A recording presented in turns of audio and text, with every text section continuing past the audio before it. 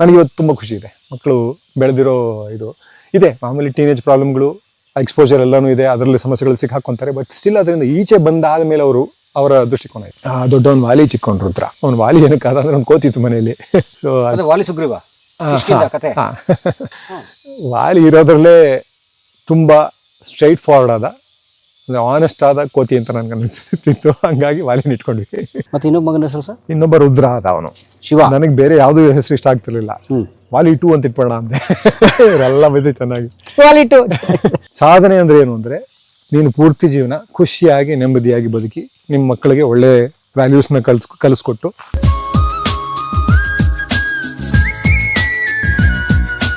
ಇವತ್ತಿಗೂ ಹಿಡ್ಕೊಂಡು. ಮೊನ್ನೆನೂ ಅವನು ತೇಜಸ್ವಿ ಸೂರ್ಯ ಮಾತಾಡ್ತಾನೆ ಅಪ್ಪ ಎಲ್ಲೋ ಒಂದು ಕಾನ್ಕ್ಲೇವ್ ಅಲ್ಲಿ ಎಲ್ಲ ಹೊರಗಡೆ ಹೋಗಿ, ಅದನ್ನು ಮನಮೋಹನ್ ಸಿಂಗ್ ಅಲ್ಪಸಂಖ್ಯಾತರಿಗೆ ನಮ್ಮ ದೇಶದ ಸಂಪನ್ಮೂಲಗಳ ಮೇಲೆ ಪ್ರಥಮ ಅಧಿಕಾರ ಇದೆ ಅಂತ. ಯಾವನೇ ಕಾಮನ್ ಸೆನ್ಸ್ ಇರೋನು ಅದನ್ನ ಆರ್ಗ್ಯುಮೆಂಟ್ ಪಾಯಿಂಟ್ ಅಂತ ಹೇಳೋದಲ್ಲ. It is a very valid point. ಈಗ ಮನೆಯಲ್ಲಿ 4 ಜನ ಮಕ್ಕಳಿದ್ದಾರೆ ಅಂತ ಇಟ್ಕೊಳ್ಳಿ. ಒಂದು ಕೃಷಿವಾಗಿದೆ, ಬಡವಾಗಿದೆ, ಆರೋಗ್ಯ ಚೆನ್ನಾಗಿಲ್ಲ, ಯಾವ್ದಕ್ಕೆ ಮುಂದೆ ಊಟ ಕೊಡ್ತೀರಾ? ಇರೋ ಊಟದಲ್ಲಿ ಫಸ್ಟ್ ಯಾವ್ದು ಕೊಡ್ತೀರಾ? ಈಗ ಒಂದೇ ತುತ್ತು ಊಟ ಇದೆ ಅಂದ್ರೆ ಒಂದು ತುತ್ತಲ್ಲಿ 3/4 ತುತ್ತು, ಅರ್ಧ ತುತ್ತು ಯಾರು ಕೊಡ್ತೀರಾ? ಯಾವ್ದು ಕಷ್ಟದಲ್ಲಿದೆ ಅದಕ್ಕೆ. ಯಾವ್ದು ಕೃಷಿವಾಗಿದೆಯೋ ಆ ಮಗು ಕೊಡಬೇಕು. ಸೊ ಯಾಕೆ ಇಷ್ಟು ಜನ ಇಷ್ಟು ಬಡತನ ಇದೆ? ಇರ್ಬೋದು ಇವರ ಸರ್ಕಾರ ಇಷ್ಟು ವರ್ಷ ಬೇರೆ ಬೇರೆ ಪಕ್ಷಗಳ ಆಡಳಿತ ಮಾಡಿದಾಗ್ಲೂ ಅವ್ರು ಇನ್ನೂ ಬಡವರಾಗೆ ಹೊಡ್ಕೊಂಡಿದ್ದಾರೆ. ಅದಕ್ಕೆ ಕಾರಣಗಳು 1000 ಇರ್ಬೋದು. ಅವುಗಳಿಂದನೂ ಏನು ಕೆಲಸ ಆಗಿಲ್ಲದೆ ಇರ್ಬೋದು. ಓಲೈಕೆ ಮಾಡ್ತಾ ಇದ್ದಾರೆ. ಓಲೈಕೆ ಮಾಡಿದ್ದರೆ ಅವ್ರು ಶ್ರೀಮಂತರಾಗಿರ್ಬೇಕಾಗಿತ್ತಲ್ಲ, ಆಗಿಲ್ವಲ್ಲ. ಅಂದರೆ ಓಲೈಕೆ ಏನೂ ಆಗಿಲ್ಲ. ಅಂದರೆ ಅವ್ರ ಹೆಸರು ರಾಜಕಾರಣ ಅಂತೂ ಆಗಿದೆ, ಓಟ್ಗಳು ಬಿದ್ದಿದೆ ಇವ್ರಿಗೂ. ಬಟ್ ಅವ್ರಿಗೋಸ್ಕರ ಇವರು ಸರಿಗೇನು ಕೆಲಸ ಮಾಡಿಲ್ಲ. ಮಾಡಿದ್ರು ಒಂದಷ್ಟು ಜನ ಮಾಡಿದ್ರು ಅದು ಹೆಚ್ಚಿಗೆ ತಲುಪಿಲ್ಲ. ಅದಕ್ಕೆ 1000 ಕಾರಣಗಳಿತ್ತು. ಅದನ್ನು ತಿಳ್ಕೊಂಡು ಬರೀ ಅವ್ರು ಮಾತ್ರ ಅಂತಲ್ಲ, ಮುಸ್ಲಿಮ್ ಮಾತ್ರ ಅಂತ ಎಲ್ಲ ಅಲ್ಪಸಂಖ್ಯಾತರಿಗೂ ಅದು ಸಮಸ್ಯೆ. ವುಮೆನ್ಸ್ ರಿಸರ್ವೇಷನ್ ಬಿಲ್ ತಂದರು. ಏನು ತಂದರು? ತರಲೇ ಇಲ್ವಲ್ಲ. ತರ್ತೀವಿ ಅಂತ ರಾಜಕಾರಣ ಮಾಡ್ತಾ ಇದ್ದಾರೆ ಹೊರತು ಅದ್ರ ಜೊತೆಗೆ ಡಿಲಿಮಿಟೇಷನ್ ತೊಗೊಂಡ್ಬರ್ತಾರೆ. ಮೆಲ್ಲಿಗೆ ಡಿಲಿಮಿಟೇಷನ್ ಮಾಡ್ತಾ ಮುಗ್ದಾಯ್ತು ಕತೆ. ಇನ್ನು 50 ವರ್ಷ ಇವ್ರನ್ನ ಅಧಿಕಾರ ತೆಗೆಯಕ್ಕಾಗಲ್ಲ. ಡಿಲಿಮಿಟೇಷನ್ ರಿಆರ್ಗನೈಸೇಷನ್ ಆಫ್ ಕಾನ್ಸ್ಟಿಟ್ಯೂನ್ಸೀಸ್ ತಾನೇ ಮಾಡ್ತಾ ಇದ್ದಾರೆ. ಅಂದರೆ ಕ್ಷೇತ್ರಗಳು. ಬರೀ ಹೆಚ್ಚಿಗೆ ಅಲ್ಲ, ಬರೀ south India north India problem ಅಲ್ಲ ಇದು. ಸೌತ್ ಇಂಡಿಯಾಗೆ ಡೆಫಿನೆಟ್ಲಿ ಸೀಟ್ಸ್ ಕಡಿಮೆ ಆಗುತ್ತೆ. ಯಾಕಂದ್ರೆ ಪಾಪ್ಯುಲೇಷನ್ ಇದಾಗಿದೆ, ಅದೊಂದು ಕಾರಣ, ದೊಡ್ಡ ಕಾರಣ. ಅದಲ್ಲದೆ ಇವ್ರು ಏನು ಮಾಡ್ತಾರೆ, ಅಸ್ಸಾಮಲ್ಲಿ ಮಾಡಿಬಿಟ್ರಲ್ಲ, ಮಾಡುವಂತೆ ಅಧಿಕಾರಕ್ಕೆ ಬಂದ್ಬಿಟ್ರಲ್ಲ. ಏನು ಮಾಡ್ತಾರೆ, ಇವ್ರು ವೋಟ್ ಪಾಕೆಟ್ಸ್ ಇರುತ್ತಲ್ಲ, ವೋಟ್ ಪಾಕೆಟ್ಸ್ನ ತೆಗೆದು ಮಿಕ್ಸ್ ಮಾಡಿಬಿಡ್ತಾರೆ. ಈಗ ಎಲ್ಲ ಕಡೆನೂ ಒಂದು 60% ಇವ್ರಿಗೆ ವಿರುದ್ಧ ಇರೋದೇ. ಅವರಿಗೆ ಈಗ ಧರ್ಮ ರಾಜಕಾರಣಕ್ಕೆ ಇರೋದು ಓಟು 36-37% ಅನ್ನೋ ಹೇಳ್ಬೇಕು ಅನ್ಸುತ್ತೆ ದೇಶಾದ್ಯಂತ. 37-38% ಗೆಲ್ಲಕ್ಕಾಗಲ್ಲ. ಮಿಕ್ಕಿದನ್ನು ಏನು ಮಾಡ್ತಾರೆ, ಇನ್ನು 70% ಹೆಚ್ಚು ಕಡಿಮೆ 60%ನ್ನ ತೆಗೆದು ಏನು ಮಾಡೋದು, ಇದನ್ನ ತೆಗೆದು ಇದಕ್ಕೆ ಹಾಕ್ಬಿಡೋದು, ಬೇರೆ ಕಾನ್ಸ್ಟಿಟ್ಯೂನ್ಸಿಗಳಿಗೆ ಹಾಕ್ಬಿಡೋದು. ಅವರ ಓಟ್ ಇದನ್ನು ಒಂದು ಕಡೆಗೆ ಜಾಸ್ತಿ ಮಾಡ್ಕೊಂಡು ಹೋಗ್ಬಿಡೋದು. ಅವಾಗ ಏನಾಗುತ್ತೆ, ಈಗ 4 ಸೀಟಲ್ಲಿ 3 ಸೀಟಲ್ಲಿ ಬೇರೆಯವ್ರು ಗೆಲ್ತಾ ಇದ್ರು, 1 ಸೀಟಲ್ಲಿ ಇವ್ರು ಗೆಲ್ತಾ ಇದ್ರು ಅಂದರೆ ನೀವು ರೀಡಿಸ್ಟ್ರಿಬ್ಯೂಷನ್ ಮಾಡಿಬಿಟ್ರೆ ವೋಟರ್ಸ್ನ ಹೆಂಗೋ ರೀಡಿಸ್ಟ್ರಿಬ್ಯೂಟ್ ಮಾಡ್ತಾರೆ ಅಂದರೆ ಇವ್ರ ಆ ವೋಟರ್ಗಳು ಜಾಸ್ತಿ ಒಂದೇ ಕಡೆಗೆ ಹೋಗ್ಬಿಡೋಂಗೆ ಮಾಡ್ಬಿಡ್ತಾರೆ. 100% ಬೇರೆ ಪಾರ್ಟಿ ಓಟ್ಗಳೇ ಒಂದು ಕಡೆ ಸೇರ್ಕೊಂಡ್ಬಿಡ್ತಾರೆ. ಇನ್ನು 3 ಕಾನ್ಸ್ಟಿಟ್ಯೂನ್ಸಿಯಿಂದ ನೀವು ಒಂದು 20% ತೆಗೆದುಬಿಟ್ಟು ಅಲ್ಲಿಗೆ ಹಾಕ್ಬಿಟ್ರೆ ಒಂದು ಕಾನ್ಸ್ಟಿಟ್ಯೂನ್ಸಿಗೆ, ಆ 1 ಸೀಟ ಮಾತ್ರ ಇನ್ನೊಬ್ಬರು ಬೇರೆ ಪಾರ್ಟಿ ಗೆಲ್ಲುತ್ತೆ. ಈ 3 ಸೀಟು ಇವ್ರದ್ದು ಧರ್ಮ ರಾಜಕಾರಣದಲ್ಲಿ ಇವ್ರು ಗೆದ್ಕೊಂಡು ಹೋಗ್ತಾರೆ. ಸಿಂಪಲ್. ಅದನ್ನೇ ಮೇನ್ ಟಾರ್ಗೆಟ್ ಅದೇನೆ. ಈ north India south India definitely ಸಮಸ್ಯೆ ಆಗುತ್ತೆ ಅದನ್ನು. ಯಾಕಂದರೆ ಪಾಪ್ಯುಲೇಷನ್ ಇವ್ರು ಕಂಟ್ರೋಲ್ ಮಾಡಿದ್ರೆ ಅವ್ರು ಕಂಟ್ರೋಲ್ ಮಾಡಿಲ್ಲ ಅನ್ನೋದು. ಇದರಿಂದ ಏನು ಮಾಡ್ತಾರೆ, ಅವ್ರ ಅಧಿಕಾರದಲ್ಲಿ ಅಧಿಕಾರದಲ್ಲಿ ಉಳಿಯೋದಕ್ಕೆ ಏನು ಮಾಡಬೇಕು ಎಲ್ಲ ಮಾಡ್ತಾ ಇದ್ದಾರೆ. ಕೆಲಸ ಮಾತ್ರ ಅಷ್ಟು ದಿವಸ ಅವಕಾಶ ಸಿಗುತ್ತೆ, ಕೆಲಸ ಮಾಡ್ಬೋದಾಗಿತ್ತಲ್ಲ. 3 ಕಾಸಿನ ಕೆಲಸ ಆಗಿಲ್ಲ, ಮಾಡಿದ್ದೆಲ್ಲ ಅಧ್ವಾನವೇ. ರಫೇಲ್ ಫಸ್ಟ್ ಶುರು ಆಯಿತು. ರಫೇಲ್ ಸ್ಕ್ಯಾಮ್ನಿಂದ ಹಿಡಿದು ರಫೇಲ್ ಸ್ಕ್ಯಾಮ್ ಬಗ್ಗೆ ಕೋರ್ಟ್ಗೆ ಆನ್ಸರೇ ಮಾಡಲಿಲ್ಲ ಅಂದರೆ ಏನು ಮಾಡ್ತೀರಾ? ಒಂದು ಸರ್ಕಾರ ಸುಪ್ರೀಂ ಕೋರ್ಟ್ ಹೇಳುವಂಥ ಮಾತು ನೋಡಿ ಹೆಂಗಿದೆ. ಸುಪ್ರೀಂ ಕೋರ್ಟು ಅವ್ರು ಉತ್ತರ ಕೊಡ್ತಾರಲ್ಲ, ನಾವೇನು ಮಾಡ್ತೀವಿ ಕೇಸಲ್ಲಿ ಅಂತ ಹೇಳ್ತಾರೆ. ಇದು ಸುಪ್ರೀಂ ಕೋರ್ಟ್. ರಫೇಲ್ನಲ್ಲಿ ಉತ್ತರ ಕೊಡಲಿಲ್ಲ ಸರ್ಕಾರ. ಸೊ ಈ ಪರಿಸ್ಥಿತಿಗೆ ಸುಪ್ರೀಂ ಕೋರ್ಟನ್ನೇ ತಂದು ನಿಲ್ಲಿಸಿರುವಂಥ ಒಂದು ಸರ್ಕಾರ ಇದು. ರಫೇಲಲ್ಲಿ ಇವ್ರು ಹೋಗಿದ್ದಿಲ್ಲ, ಹೋಗ್ಬಿಟ್ಟು ನಮಗೆ HAL ಟೆಕ್ನಾಲಜಿ ಟ್ರಾನ್ಸ್ಫರ್ ಆಗಬೇಕಾಯ್ತು. ಮೇಡ್ ಇನ್ ಇಂಡಿಯಾ ಎಲ್ಲಿದೆ ಇವಾಗ? ಅದೇ ಆಗಿದೆ ಆ್ಯಕ್ಚುಲಿ. ಮನಮೋಹನ್ ಸಿಂಗ್ ಕಾಲದಲ್ಲಿ ಹೋಗಿ ಅಗ್ರಿಮೆಂಟ್ ಆಗಿದೆ, ಟೆಕ್ನಾಲಜಿ ಟ್ರಾನ್ಸ್ಫರ್, ಕೆಲವು ಜೆಟ್ಗಳು ತೊಗೊಳೋದು ಅಂತಿತ್ತು. ಇವ್ರೇನು ಮಾಡಿದ್ರು, ಹೋಗ್ಬಿಟ್ಟು ನಮಗೆ ಟೆಕ್ನಾಲಜಿ ಬೇಡ, ನೀವು ಬರೀ ಇನ್ವೆಸ್ಟ್ಮೆಂಟ್ ಮಾಡಿ ನಮ್ಮ ಕಂಪ್ನಿಯಲ್ಲಿ. ಇನ್ವೆಸ್ಟ್ಮೆಂಟ್ ಯಾವ ಕಂಪ್ನಿಗೆ ಮಾಡಿದ್ರು ಅದಕ್ಕಿಂತ ಸ್ವಲ್ಪ 1-2 ತಿಂಗಳು ಮುಂಚೆ ಮಾಡಿದಂಥ ರಿಲಯನ್ಸ್ ಅಂಬಾನಿ ಕಂಪ್ನಿಗೆ ಕಾಸು ತೊಗೊಂಬಂದರು. ಅದೆಲ್ಲ ಕಿಕ್ ಬ್ಯಾಕೇನೆ ಅದು.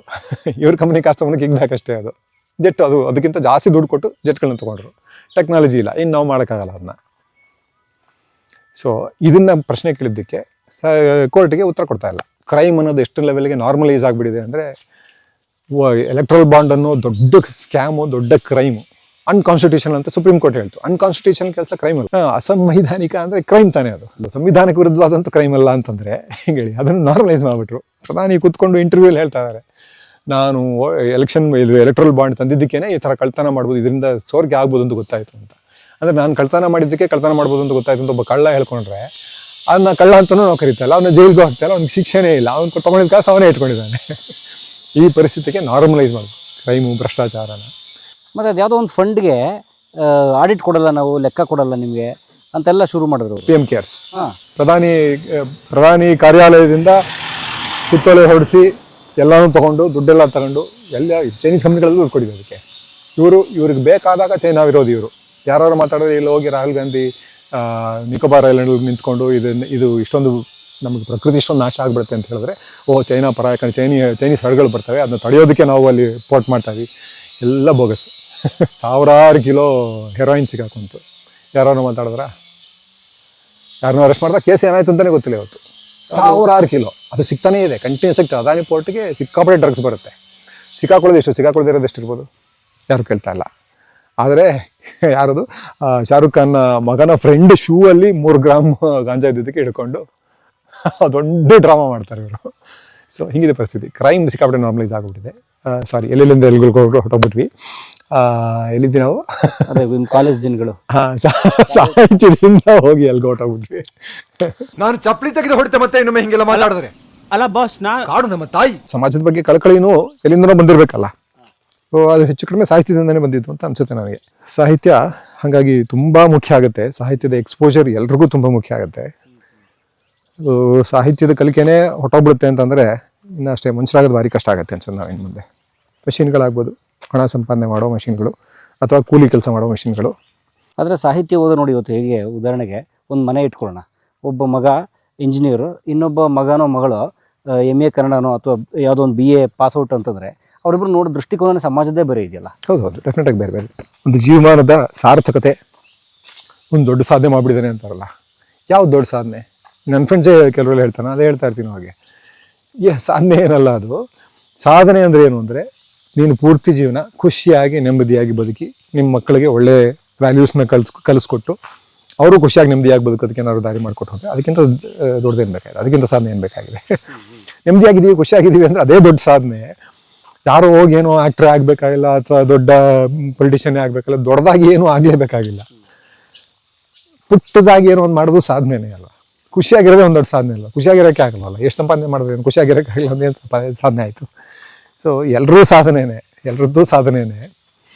ಸೊ ಸ್ಪೆಷಲ್ಲಾಗಿ ನಾವು ಕಂಗ್ರ್ಯಾಚುಲೇಟ್ ಮಾಡ್ತೀವಲ್ಲ, ಯಾರು ಏನಾದ್ರು ಮಾಡಿದಾಗ ಕಂಗ್ರ್ಯಾಚುಲೇಟ್ ಮಾಡ್ತೀವಲ್ಲ, ಅದ್ರ ಹಿಂದಿನ ಕ್ರೌರ್ಯ ನನಗೆ ಭಾರಿ ಬೇಜಾರು ತರಿಸುತ್ತೆ. ಯಾಕಂದರೆ ಒಬ್ಬ ಸಾಧನೆ ಮಾಡಿದೆ ಅಂದರೆ ಇವರ ಲೆಕ್ಕದಲ್ಲಿ ಸಾಧನೆ ಅಂತ ಹೇಳಿದ್ರೆ ಮಿಕ್ಕಿದವರೆಲ್ಲ ಏನೂ ಮಾಡಲಿಲ್ಲ ಅಂತಲ್ವ. ಸೊ ಮಿಕ್ಕಿದವ್ರಿಗೆಲ್ಲ ಎಲ್ಲೋ ಒಂದು ಕಡೆ ಆ ಇನ್ಸೆಕ್ಯೂರಿಟಿ, ಇನ್ಫೀರಿಯಾರಿಟಿ ಕಾಂಪ್ಲೆಕ್ಸ್ ಒಂದು ಬರಬೇಕಲ್ಲ, ಬಂದ್ಬಿಡುತ್ತಲ್ಲ. ಓಕೆ, ಅಥವಾ ಅದನ್ನು ತನ್ನ ಜೀವನ ಬಗ್ಗೆ ಬೇಸರ ಆಗ್ಬಿಡ್ಬೇಕಲ್ಲ. ಹೌದು, ಆಗೋಗ್ಬಿಡುತ್ತಲ್ವ. ಅವ್ರಿಗೆ ವಿಶ್ ಮಾಡ್ತಿದ್ದಾರೆ, ನಂಗೇನೋ ಅನಿಸ್ತಿಲ್ಲ. ಈಗ ಮಾರ್ಕ್ಸ್ ತೊಗೊಂಡ್ರು ಅಂತಾನೆ, ಈಗ ಗ್ರೂಪ್ಗಳಲ್ಲಾಗಿದೆ, ವಾಟ್ಸಪ್ ಗ್ರೂಪ್ಗಳು.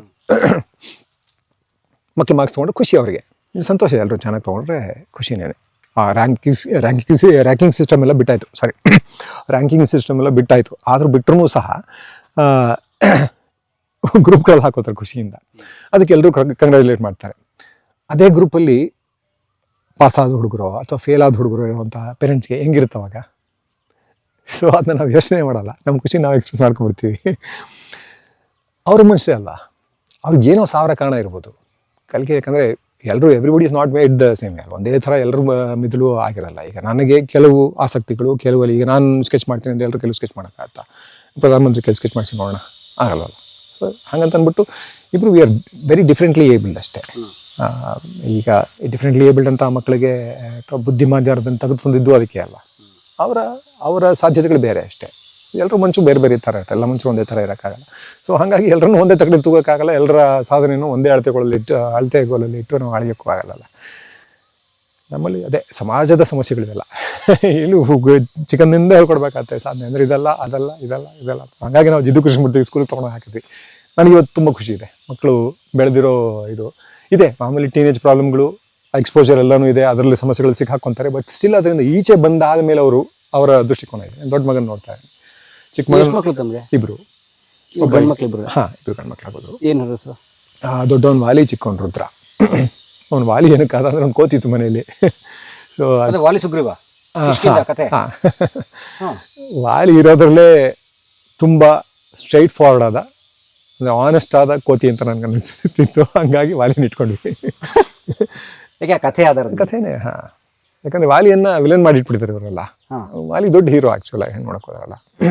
ಈ ಕೋತಿಗಳ ಸಾಮ್ರಾಜ್ಯದಲ್ಲಿ ಈಗ ಕೋತಿಗಳ ಜಗತ್ತಿನಲ್ಲಿ ನೀವು ನೋಡಿದ್ರೆ ಒಂದು ಆಲ್ಫಾ ಮೇಲ್ ಇರುತ್ತೆ. ಮೇಲ್. ಸೊ ನಿಮಗೆ ಬೆಸ್ಟ್ ಜೆನೆಟಿಕ್ಸ್ ನಿಮಗೆ ನೆಕ್ಸ್ಟ್ ಜನರೇಷನ್ಗೆ ಪಾಸ್ ಆಗಬೇಕು ಅಂತಂದರೆ ಇರೋದ್ರಲ್ಲಿ ಸ್ಟ್ರಾಂಗೆಸ್ಟ್ ಮೇಲ್ ಯಾವ್ದಿರುತ್ತೆ, ಗಂಡು ಯಾವ್ದಿರುತ್ತೆ, ಅದು ಎಲ್ಲ ಹೆಣ್ಣಿನ ಜೊತೆ ಸಂಭೋಗೋದಕ್ಕೆ ಅವಕಾಶ ಇರುತ್ತೆ, ಅದಕ್ಕೆ ರೈಟ್ಸ್ ಇರುತ್ತೆ. ಹಾಗಾಗಿ ನಾವು ಲೀಡರ್ ಅದು ಫೈಟ್ ಮಾಡಿ ಅದನ್ನ ಪಡ್ಕೊಂಡ್ರೆ ಸ್ಟ್ರಾಂಗೆಸ್ಟ್. ಹೌದು, ಅಷ್ಟೇ. ಆಲ್ಫಾ ಮೇಲ್ಗೆ ಎಲ್ಲರ ಜೊತೆ ಸಂಭೋಗ ಮಾಡುವಂಥ ಅವಕಾಶ ಇರ್ತದೆ, ಜೊತೆಗೆ ಹಕ್ಕು ಇರ್ತದೆ. ಅದೇ ಥರ ವಾಲಿಯಲ್ಲಿ. ಸೊ ನೀವು ಸುಗ್ರೀವನ ಹೆಂಡ್ತಿನ ಇಟ್ಕೊಂಬಿಟ್ಟ ಅಂತ ಮನುಷ್ಯರ ನಿಮ್ಮ ಸ್ಟ್ಯಾಂಡರ್ಡ್ಸ್ನ ತೊಗೊಂಡೋಗಿ, ನಿಮ್ಮ ಅಳತೆಗಳನ್ನ ತೊಗೊಂಡೋಗಿ ಕೋತಿಗಳಿಗೆ ಇಟ್ಬಿಟ್ರೆ ಅದು ತಪ್ಪು ಅಂದ್ಬಿಡ್ತೀವಿ, ಇವ್ರಿಗೆ ಅನೈತಿಕ ಅನ್ಸ್ಬಿಡ್ತದೆ. ಅದು ಯಾವಾಗ ಆಗಿದ್ದು, ಇವನು ಒಳಗಡೆ ಯಾವುದೋ ಒಬ್ಬ ರಾಕ್ಷಸ ಇರ್ತಾನೆ, ಅವನ ಜೊತೆ ಯುದ್ಧಕ್ಕೆ ಹೋಗ್ತಾನೆ, ಬಾಗಿಲು ಬಂಡೆ. ಅವನು ನಾನು ಇಷ್ಟು ದಿವಸ ಆದಮೇಲೆ ಬರಲಿಲ್ಲ ಅಂದರೆ ಹೋರಾಟ ತುಂಬ ದಿವಸ ನಡೆದ್ಬಿಡುತ್ತೆ ಅಲ್ಲಿ, ಯಾವ ಕಬಡ್ಡಿ ಸ್ಟ್ರಾಂಗ್ ಆಗಿರ್ತಾನೆ. ಬರಲಿಲ್ಲ ಅಂದರೆ ಯಾಕಂದ್ರೆ ನಾನು ಸತ್ತೋಗ್ಬಿಟ್ರೆ ಅವನೀಚೆ ಬಂದ್ಬಿಡ್ತಾನೆ, ಬಾಗಿಲು ಮುಚ್ಚಿಬಿಟ್ಟು ಹೊರಟೋಗ್ಬಿಡು ನೀನು ಅಂತ ಹೇಳ್ತಾನೆ. ಅವ್ನು ಬರೋಲ್ಲ ಅಷ್ಟು ದಿವಸ ಆದಮೇಲೆ ಏನೋ ಆಗುತ್ತೆ. ಆ ಥರದ್ದು ಏನೋ ಒಂದು ಲಾಜಿಕ್ ಹುಡ್ಕೊಂಡಿದ್ದಾರೆ. ಮೂಲ ರಾಮಾಯಣಕ್ಕೂ ಈಗಿನ ರಾಮಾಯಣಕ್ಕೂ ಬೇಕಾದಷ್ಟು ವ್ಯತ್ಯಾಸ ಇಲ್ಲ. ರಾಮಾಯಣದ ಬಗ್ಗೆ ಮಾತಾಡೋಂಗೆ ಇಲ್ಲ ಬೇರೆ. ಸೊ ರಾಮಾಯಣ ಬದಲಾಗ್ತಾ ಕಥೆಗಳು ಬದಲಾಗಿವೆ. ಸೊ ಆ ಥರದ್ದು ಏನೋ ಒಂದು ಕಾರಣ ಕೊಟ್ಟು ಅವನು ಏನು ಮಾಡ್ತಾನೆ, ಸುಗ್ರೀವಾಗಿ ಬಂಡೆ ಮುಚ್ಚಿಬಿಟ್ಟು ಬಂದವನು ಏನು ಮಾಡ್ತಾನೆ, ಈ ಇರೋದ್ರಲ್ಲಿ ಇವನೇ ಸ್ಟ್ರಾಂಗೆಸ್ಟ್ ಮೇಲಲ್ಲ. ವಾಲಿ ಹೆಂಡ್ತಿನೂ ತನ್ನ ಹೆಂಡ್ತಿ ಅಂತ ಇಟ್ಕೊಂಡ್ಬಿಡ್ತಾನೆ.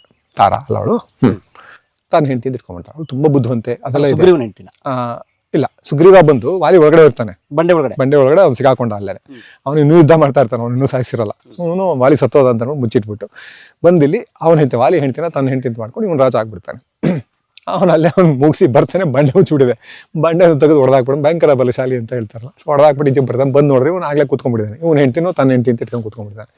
ನನಗೆ ಮೋಸ ಆಯಿತು ಅಂತ ಇವನು ಏನು ಮಾಡ್ತಾನೆ, ಇವನೇ ಸ್ಟ್ರಾಂಗೆಸ್ಟ್ ಮೇಲಲ್ಲ.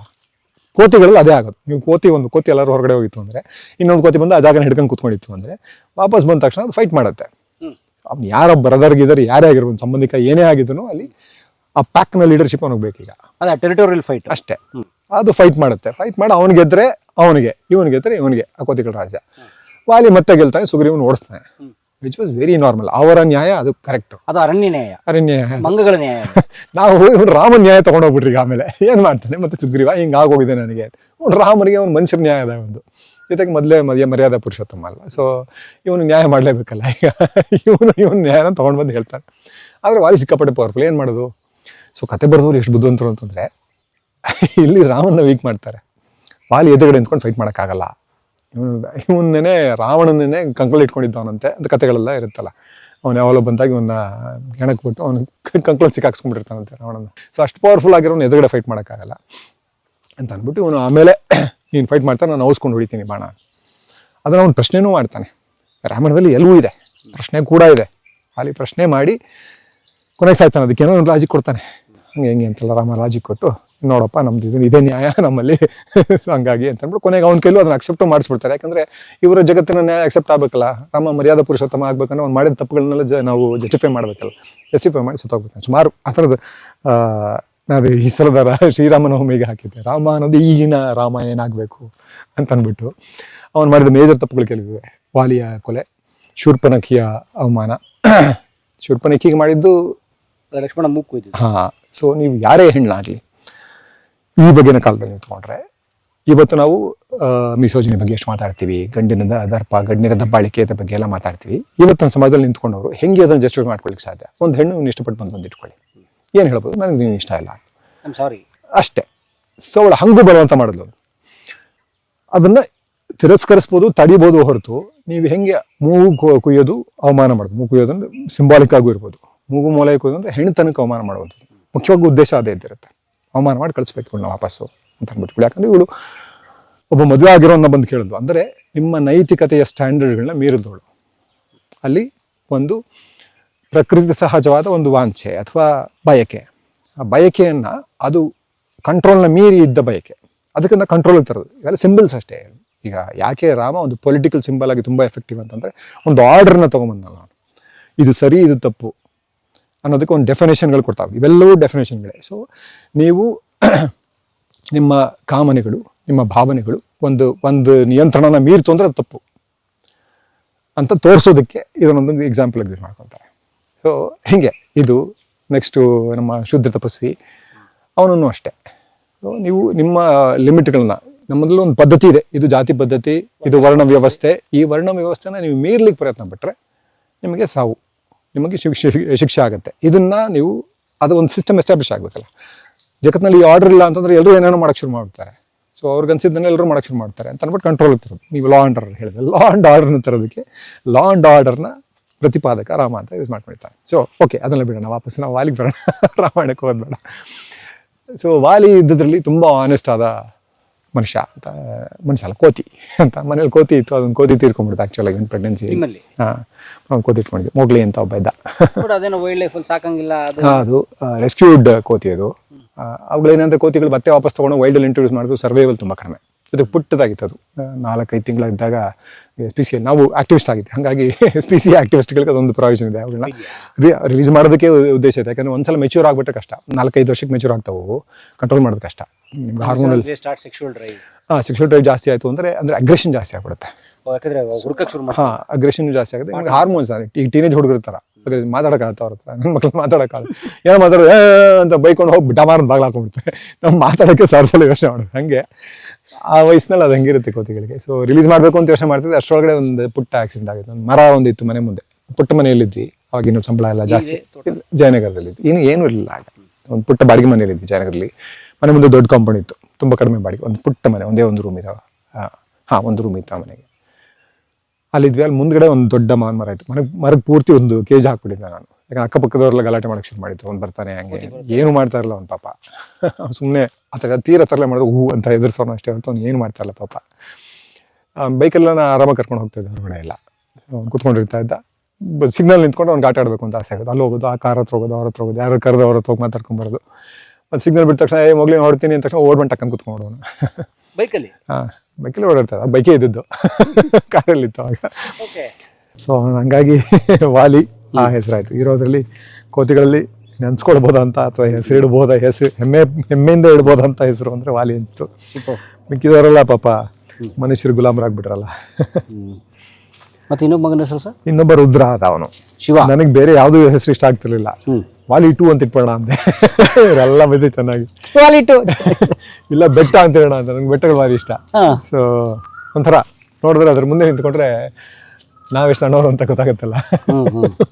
ಮೊದಲಿಂದನೂ ಬೆಟ್ಟಗಳು ಭಾರಿ ಇಷ್ಟ ನನಗೆ. ಓಕೆ, ಬೆಟ್ಟ ಅಂತ ಇರ್ತೀನಿ ಹಿಂದೆ, ಅದಕ್ಕೂ ವಹಿಸ್ಕೊಂಡು. ಬೆಟ್ಟಪ್ಪ ಚೆನ್ನಾಗಿತ್ತಲ್ಲ, ನಮ್ಮ ಕಡೆ ನಮ್ಮ ಕನಕಪುರದಲ್ಲಿ ಇರ್ತಾರೆ ಬೆಟ್ಟಪ್ಪ. ಬೆಟ್ಟಪ್ಪ ಎಲ್ಲ ಇರ್ತಲ್ಲ, ಬೆಟ್ಟಗೌಡ, ಬೆಟ್ಟಪ್ಪ. ಸೊ ಬರೀ ಬೆಟ್ಟ ಅಂತ ಹೇಳೋಣ ಅಂತಿತ್ತು. ಕೊನೆಗೆ ಯಾವುದೂ ಫಿಕ್ಸ್ ಆಗಿರಲಿಲ್ಲ. ಅವನು ಹುಟ್ಟಬೇಕಾದ್ರೆ ಅವನಿಗೆ ಒಂದು ಏನೋ ಡೆಲಿವರಿ ಅಂತಾರನ್ನ, ಅವನು ಅಂಬಿಲಿಕಲ್ ಕಾರ್ಡ್ ಅವ್ನ ಕತ್ತಿಗೆ ಸುತ್ಕೊಂಡ್ಬಿಟ್ಟಿತ್ತು. ಅದೇನು ಕಳ್ಳು ಸುತ್ಕೊಂಡು ಡಿಸ್ಟ್ರೆಸ್ ಡೆಲಿವರಿನೋ ಏನೋ ಹೇಳ್ತಾರೆ ಅದನ್ನು. ಓಕೆ, ಅದನ್ನ ಇಮಿಡಿಯೇಟಾಗಿ ತೆಗೆದು ಇದು ಮಾಡಿನೋ ಮಾಡ್ತಾರೆ, ಹಂಗೆ ಮಾಡಿನೋ ಮಾಡ್ತಾರೆ. ಸೊ ಕತ್ತಿಗೆ ಸುತ್ಕೊಂಡು ಹುಟ್ಟಿದ್ನಲ್ಲ, ಸರಿ ನಮ್ಮಲ್ಲಿ ಕ್ಷುದ್ರ ದೇವತೆಗಳಲ್ಲಿ ಯಾರು ಅಂತ ಹುಡುಕಿ, ಇಲ್ಲ ರುದ್ರ ಇಡೋಣ ಅಂತ. ಅವನು ರುದ್ರ ಆದ.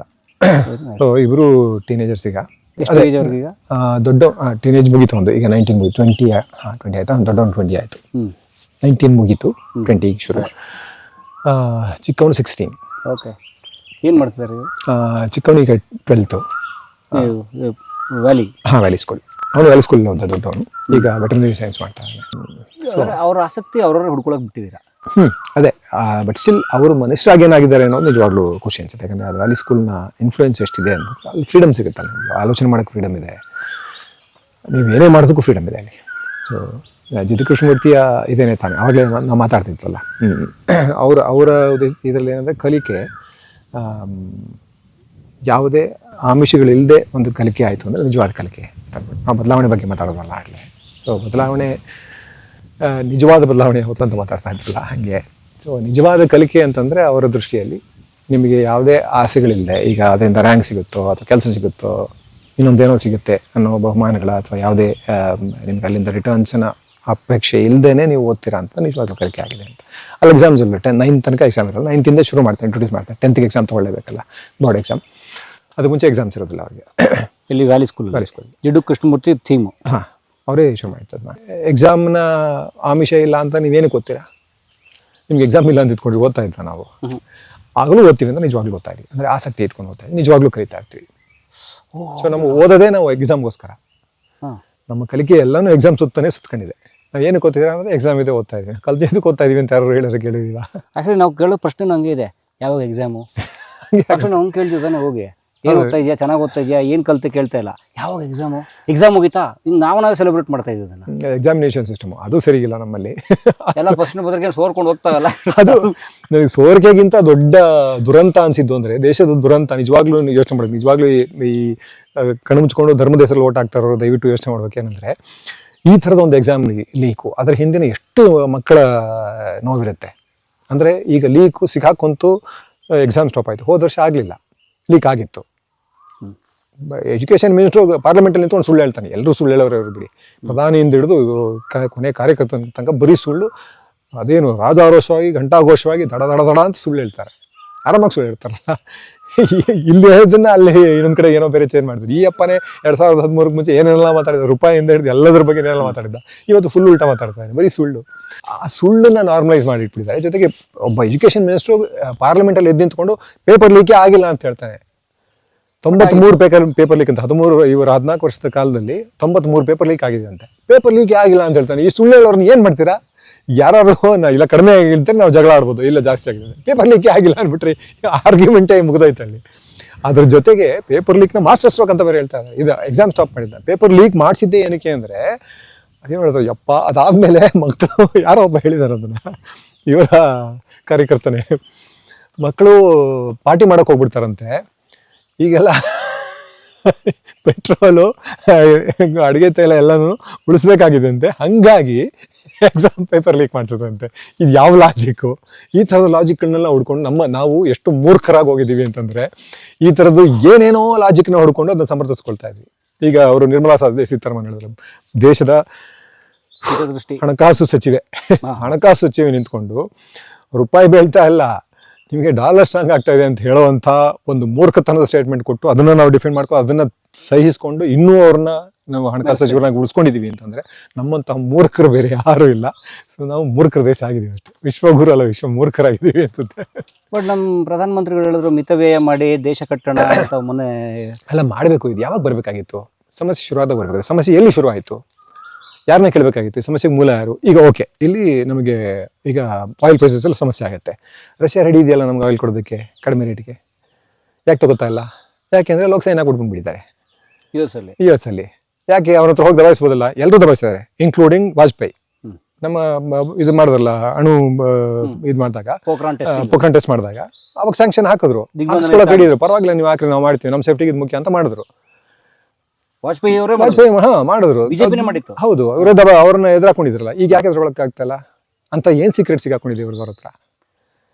ಸೊ ಇವ್ರು ಹೋಗಿ ಅಲ್ಲಿ ಬಾಲ ಬಿಚ್ಚಿದ್ರೆ ಇವ್ರು ಬಾಲ ಕಟ್ ಮಾಡ್ತಾರೆ. ಅವರು ಅದನ್ನ ನೀಟಾಗಿ ಗೊತ್ತಾಗ್ತದೆ, ಕಣ್ಣೆದ್ರೆ ಗೊತ್ತಾಗ್ತದೆ. ಈಗ ದೇಶದ ಹಿತ ಮುಖ್ಯನೋ, ನಾವು ಎಲ್ಲರೂ ಸ್ಯಾಕ್ರಿಫೈಸ್ ಮಾಡ್ಬೇಕಂತ ಇವ್ರು ಹೋಗಿ ಅಲ್ಲಿ ಕೇಳಲ್ವಂತೆ. ಯಾಕೆ ಕೇಳಬಾರ್ದು? ಯಾಕೆ ಹೋಗಿ ಟ್ರಂಪ್ ಹತ್ರ ದಬಾಯಿಸಿ ಇಲ್ಲ ನಾವು ರಷ್ಯಾ ಹತ್ರ ತಗೋತೀವಿ ಅಂತ ಹೇಳ್ಬೋದು? ರಷ್ಯಾ ಹತ್ರ ತಗೊಂಡ್ರೆ ನಿಮ್ಗೆ ಅನುಕೂಲ ಆಗುತ್ತೆ. ಈಗ ಬಟ್ ರಷ್ಯಾ ಕಡಿಮೆಗೆ, ಕಡಿಮೆ ಬೆಲೆ ನಮಗೆ ಫ್ಯೂಯಲ್ ಕೂಡ ರೆಡಿ ಇದೆ. ನಿಂತ್ಕೊಂಡಿದೆ ಅಂತ ಅಲ್ಲೇ ಒಂದು ಕಂಟೈನರ್ ಎಲ್ಲ ಒಂದು ಕಡೆ ನಿಲ್ಸಿದ್ರೆ ಮಧ್ಯದಲ್ಲಿ. ಫರ್ಟಿಲೈಸರ್ ಬರ್ತಾ ಒಂದು ಕಂಟೈನರ್ ನಿಂತೋಗಿದೆ. ಯಾಕೆ ಅಂದರೆ ಅಮೆರಿಕ ಕೊಡ್ತಾ ಇಲ್ಲ, ಸೈನ್ ಆಗ್ತಾ ಇಲ್ಲ ನಮಗೆ ಪರ್ಮಿಷನ್. ಈಗ ಇಂಡಿಯಾಗೆ ಅಮೆರಿಕ ಅಪ್ರೂವಲ್ ಬೇಕು. ಸೊ ಈಗ ದೇಶ ಹಿತ ಮುಖ್ಯ ಆಗಿದ್ದರೆ ಏನು ಮಾಡ್ತೇವೆ? ನನ್ನ ಹಿತ ಮುಖ್ಯ ಆಗಿದ್ದರೆ ತಾನೇ ನಾನು ಇದೆಲ್ಲ ಮಾಡೋಕ್ಕೆ ಸಾಧ್ಯ. ನನಗೆ ದೇಶ ಹಿತ ಮುಖ್ಯ, ದೇಶದ ಜನಗಳು ಮುಖ್ಯ ಅಂದರೆ. ಆದರೆ ಸ್ಯಾಕ್ರಿಫೈಸ್ ಮಾತ್ರ ಜನ ಮಾಡಬೇಕು. ತಪ್ಪು ಮಾಡಿದ್ದು ಯಾರು? ಅದನ್ನ ಯಾರು ಕೇಳಲ್ಲ. ಈಗ ನಮಗೆ ಅದೊಂದು ದೇಶಭಕ್ತಿ ಇದು ಉನ್ಮಾದ ಬಂದುಬಿಟ್ರೆ ದೇಶಭಕ್ತಿಯ ಸುಖ ಒಂದು ಉಟ್ಕೊಂಡ್ಬಿಡುತ್ತಲ್ಲ. ರಮೇಶ್ ಕುಮಾರ್ ಹೇಳ್ತಾರಲ್ಲ, ಧರ್ಮ ಸುಖ ಒಂದು ಬಂದ್ಬಿಡುತ್ತೆ, ದೇಶಭಕ್ತಿಯ ಸುಖ ಒಂದು ಸಿಕ್ಬಿಡುತ್ತೆ ನಮಗೆ. ಎತ್ಕೊಂಡು ಹೊಡ್ಬಿಡ್ತೀವಿ, ಸೈಕಲ್ ಎತ್ಕೊಂಡು ರೀಲ್ ಮಾಡ್ತೀವಿ, ಹಾಕ್ಬಿಡ್ತೀವಿ, ಅವರು ಹಾಕ್ತಾರೆ, ಶೋ ಒಂದು ಶುರುವಾಗೋಗ್ಬಿಡುತ್ತೆ. ಅದ್ರ ಹಿಂದಿನ ಸಮಸ್ಯೆ, ಹಿಂದಿನ ಕಾರಣ ಏನು ಅಂತ ಯಾರು ಹುಡ್ಕೋಕ್ಕೋಗಲ್ಲ. ಯಾಕೆ ನಾವು ಪ್ಲ್ಯಾನ್ ಮಾಡಲಿಲ್ಲ? ಇಷ್ಟು ವರ್ಷ ನಮಗೆ 14 ವರ್ಷದ ಎಷ್ಟೋ ಲಕ್ಷ ಕೋಟಿ ಹೇಳಿದ್ರು ಇದರ ಪೆಟ್ರೋಲ್ ಡೀಸೆಲ್ ಮೇಲಿನ ಟ್ಯಾಕ್ಸ್ ಕಲೆಕ್ಷನ್ನು. ಅದರಿಂದ ಯಾಕೆ ನಾವು ಸ್ಟೋರೇಜ್ ಕೆಪಾಸಿಟಿ ಬಿಲ್ಡ್ ಮಾಡ್ಕೊಳ್ಳಿಲ್ಲ? ಯಾಕೆ ಸ್ಟಾಕ್ನ ನಾವು ರೆಡಿ ಮಾಡ್ಕೊಳ್ಳಿಲ್ಲ? ಅಲ್ಲಿ ಯುದ್ಧ ಆಗುತ್ತೆ ಅಂತ ಗೊತ್ತಿದ್ದಾಗ ಯಾಕೆ ಸ್ಟಾಕ್ನ ರೆಡಿ ಮಾಡ್ಕೊಳ್ಳಿಲ್ಲ? ಅಥವಾ ಇರಾನ್ನ ಜೊತೆಗೆ ಸಂಬಂಧ ಯಾಕೆ ಸರಿ ಉಳಿಸ್ಕೊಳ್ಳಿಲ್ಲ? ಇಸ್ರೇಲ್ನ ಜೊತೆ ಹೋಗಿ ಅಂಟ್ಕೊಳ್ಳುವಂಥ ಅವಶ್ಯಕತೆ ಏನಿತ್ತು? ಅದು ವಾರ್ ಕ್ರಿಮಿನಲ್. ಅವನು ಗಾಜಾದಲ್ಲಿ ಅದಕ್ಕೆ ಹಾಕೊಂಬಂದಿದ್ದೀನಿ ಟಿ ಶರ್ಟ್. ಗಾಜಾದಲ್ಲಿ ಎಲ್ಲ ಕಡೆ ಹಾಕೊಂಡು ಹೋಗ್ತಾ ಇದ್ದೀನಿ ಈಗ. ಹೆಂಗಿದೆ ಅಂದರೆ ನೀವು ಆ ವಿಡಿಯೋಗಳನ್ನ ನೋಡಿಬಿಟ್ರೆ ಮನಸ್ಸೇ ಕೆಟ್ಟೋಗ್ಬಿಡುತ್ತದೆ. ಚಿಕ್ಕ ಮಕ್ಕಳನ್ನ ಹೊಡೆದು ಸಾಯಿಸ್ತಾ ಇದ್ದಾರೆ. ಹಿಂದ್ ರಾಜಾಬನ ಕಥೆ. ನಮ್ಮ ಘನತೆ ಎಲ್ಲಿಗೂ, ನಮ್ಮ ನೈತಿಕ ನಿಲುವು ಎಲ್ಲವೂ ಯಾವ ಅಧೋಗತಿಗೆ ಬಂದಿದೆ ಅಂದರೆ, ಹಿಂದ್ ರಾಜಾಬನ ಬಗ್ಗೆ ಒಂದು ಸಿನಿಮಾ ಮಾಡಿದ್ರು. ಹಿಂದ್ ರಾಜಾಬ್ ಒಂದು 6 ವರ್ಷದ ಮಗು. ಅವಳನ್ನ ಎಷ್ಟೋ ಬುಲೆಟ್ಗಳು ಹೊಡೆದು ಸಾಯಿಸಿದ್ರು ಇಸ್ರೇಲ್ನವರು. ಇದರಲ್ಲಿ ಪ್ಯಾಲೆಸ್ತೀನಲ್ಲಿ, ಇದರಲ್ಲಿ ಗಜಾನಲ್ಲಿ. ಗಜಾಪಟ್ಟಿ ಅಂತ. ಆ ಮಗು ಫೋನ್ ಮಾಡಿದೆ ಹೆಲ್ಪ್ ಲೈನಿಗೆ ಫೋನ್ ಮಾಡಿದೆ, ಇವ್ರು ಸಿಕ್ಕಿದ್ದಾರೆ, ಮಾತಾಡ್ತಾ ಇದ್ದಾರೆ, ಇವ್ರಿಗೆ ಹೋಗ್ಲಿಕ್ಕೆ ಆಗಲಿಲ್ಲ ಒಳಗಡೆಗೆ, ಪರ್ಮಿಷನ್ ಇಲ್ಲ, ರೆಸ್ಕ್ಯೂ ವರ್ಕರ್ಸ್ ಹೋಗೋದಕ್ಕೆ ಪರ್ಮಿಷನ್ ಇಲ್ಲ. ಹೋದವರು ಇಬ್ಬರು ಸತ್ತು ಹೋಗಿದ್ದಾರೆ, ಹಿಂದ್ರಾಜಪ್ಪನ ಉಳಿಸೋದಕ್ಕೆ ಹೋದವರು ಇಬ್ಬರು ಫ್ರಂಟ್ ಲೈನ್ ಇವರು ಮೆಡಿಕಲ್ ಏಡ್ಗೆ ಹೋಗುವಂಥವ್ರು, ಅವರು ಸತ್ತೋಗಿದ್ದಾರೆ. ಇವರ ಅಪ್ಪ ಅಮ್ಮ ಎಲ್ಲರೂ ಸತ್ತೋಗಿ, ಇವಳು ಕಸಿನ್ ಒಬ್ಬಳು ಇದ್ದಾಳೆ, ಅವಳು ಸತ್ತೋಗಿದ್ದಾಳೆ. ಅದಾದಮೇಲೆ ಈ ಮಗು ಬದುಕಿದೆ. ಈ ಮಗು ಮಾತಾಡ್ರು ಆ ಲೈವ್ ರೆಕಾರ್ಡಿಂಗ್ನ ಸಿನಿಮಾದಲ್ಲಿ ಯೂಸ್ ಮಾಡಿದ್ದಾರೆ. ಸೊ ಗಜಾದಲ್ಲಿ ನಡೀತಾ ಇರೋ ಈ ನರಹತ್ಯೆ, ಇದನ್ನು ಹೊರಗಡೆ ತಗೊಂಬರ್ಬೇಕು ಅಂತ ಮಾಡಿದಂಥ ಸಿನಿಮಾ. ನೀವು ಯಾವುದೇ ದೇಶದವರಾಗಿ ನಿಮ್ಮ ಪೊಲಿಟಿಕಲ್ ಒಪಿನಿಯನ್ ಯಾರೇ ಇರ್ಬೋದು, ನಿಮ್ಮ ಪೊಲಿಟಿಕಲ್ ಫ್ರೆಂಡ್ಸ್ ಯಾರೇ ಇರ್ಬೋದು, ಆದರೆ ಮಾನವತೆಯ ಪರವಾಗಿ ಮಾಡುವಂಥ ಒಂದು ಸಿನಿಮಾ ಜನಗಳಿಗೆ ತಲುಪಿಸೋದು ನಮ್ಮ ಕರ್ತವ್ಯ ಆಗಿತ್ತು. ಅದು ಭಾರತ ಶಾಂತಿಯ ದೂತ, ಅದು ಇದು ಎಲ್ಲ ಸಾರ್ಕ್ ಗೀರ್ಕ್ ಎಲ್ಲನೂ ಮಾಡಿದ ನಮ್ಮ ಇಂಡಿಯಾನೇ. ಇಷ್ಟು ವರ್ಷ ತೊಗೊಂಬಂದ ನಮ್ಮ ಏನಿತ್ತು ನಿಜವಾದ ವಿಶ್ವಗುರುವಿನ ಮುಖ ಏನಿತ್ತು, ಅದು ಇವತ್ತು ಏನಾಗಿದೆ ಅಂದರೆ ಇಸ್ರೇಲ್ನ ಗುಲಾಮ, ಅಮೆರಿಕದ ಗುಲಾಮನಾಗಿ ಅದನ್ನು ಬ್ಯಾನ್ ಮಾಡಿದ್ರು. ಎಷ್ಟು ನಿಕೃಷ್ಟ ಸ್ಥಿತಿ, ನೀಚ ಸ್ಥಿತಿಗೆ ನಾವು ಬಂದಿದ್ದೀವಿ ಮಾರಲಿ ಅಂತಂದರೆ, ಒಂದು ಮಗು 6 ವರ್ಷದ ಮಗುವಿನ ಸಾವಿನ ಕಥೆಯನ್ನು ನಾವು ಬ್ಯಾನ್ ಮಾಡ್ತಿದ್ದೀವಿ. ಯಾಕಂದರೆ ಇಸ್ರೇಲ್ನ ಎದುರಾಕೊಂಡ್ಬಿಡ್ಬೇಕಲ್ಲ. ಇಸ್ರೇಲ್ನ ಎದುರಾಕೊಂಡ್ಬಿಟ್ರೆ ಇವ್ರ ಸೀಕ್ರೆಟ್ಗಳು ಹೆಚ್ಚು ಬಂದ್ಬಿಡುತ್ತಲ್ಲ. ಪೆಗಾಸಿಸ್ಸಿಂದ ಹಿಡಿದು ಎಲ್ಲನೂ ಇವ್ರ ಹತ್ರ ಸಿಗಾಕೊಂಡಿದೆಯಲ್ಲ. ಪೆಗಾಸಿಸ್ ಅವ್ರ ಹತ್ರನೇ ತಂದಿದ್ದಾನೆ. ಇಸ್ರೇಲ್ನ ಲಾಬಿ, ಅವರ ಮೊಸಾದ್ ಎಷ್ಟು ಕಂಟ್ರೋಲ್ ಇಟ್ಟಿದೆ ಎಲ್ಲ ಕಡೆನೂ ಅಂದರೆ ಅಮೆರಿಕಾನೇ ಕಂಟ್ರೋಲ್ ಮಾಡ್ತಾ ಇದ್ದಾರೆ ಅವರು. ನಾವೆಲ್ಲ ನಥಿಂಗ್. ಇವ್ರುಗಳೆಲ್ಲ ಅವರ ಕೈಗೊಂಬೆಗಳಷ್ಟೇ. ಎಸ್, ನಾವು ಅಷ್ಟೇ.